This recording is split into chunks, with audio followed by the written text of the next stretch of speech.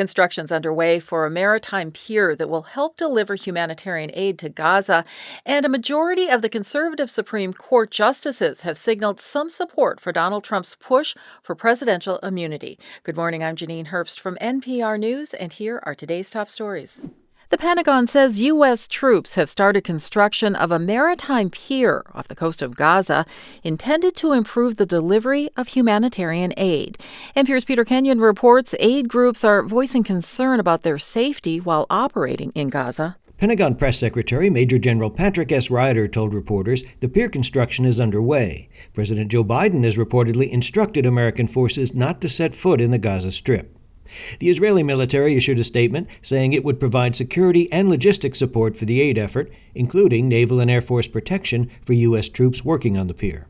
Officials with the U.S. Agency for International Development and other aid groups have voiced concerns about working in Gaza, especially since the deaths of 7 World Central Kitchen employees in an Israeli airstrike earlier this month. Peter Kenyon, NPR News, Jerusalem. Secretary of State Antony Blinken met with Chinese leader Xi Jinping in Beijing today, raising concerns over many issues, including China's support for the Russian military in its war with Ukraine. Beijing cannot achieve better relations with Europe while supporting the greatest threat to European security since the end of the Cold War. As we've told China for some time, ensuring transatlantic security is a core U.S. interest. In our discussions today, I made clear that if China does not address this problem, we will. Blinken is wrapping up a 3-day trip to China. Not much is expected in progress on core issues because both sides remain at a standstill on key issues, including trade and territorial conflicts in the South China Sea over Taiwan. More than 500 people have been arrested at pro-Palestinian protests at colleges and universities around the country, including on the campus of Indiana University in Bloomington. Protesters are demanding an end to the Israel-Hamas war and, in some cases, asking their school to cut ties with Israel. At Columbia University in New York, more than 100 were arrested as police tried to clear out an encampment, but the school is still in negotiations with protesters to remove the tents, this after giving them several deadlines that were not met.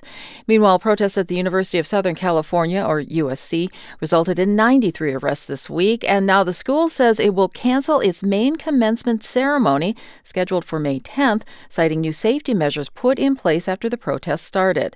In some places, protests were peaceful, including Northeastern University in Boston, even though there was a strong police presence there. Conservative justices on the Supreme Court signaled their support for the notion that Donald Trump is immune from prosecution for official acts committed as president.